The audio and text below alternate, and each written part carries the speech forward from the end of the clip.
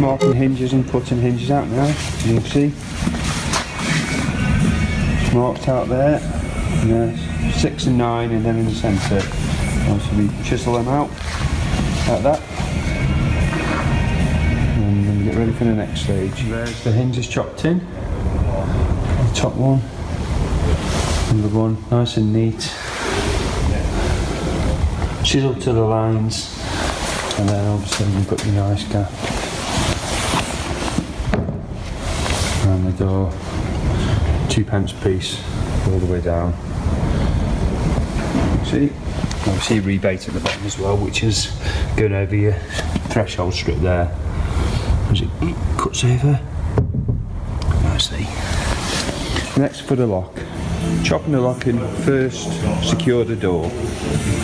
Right, so we've marked the door for the lock ready. You need to be organised with all your tools and kit ready to chop in the lock. And that's the lock finished. All nicely neat. And the handle screwed on. Next for the key, which is going to be marked onto there. Chop the key in there, so it's all done. The door is finished and glazed.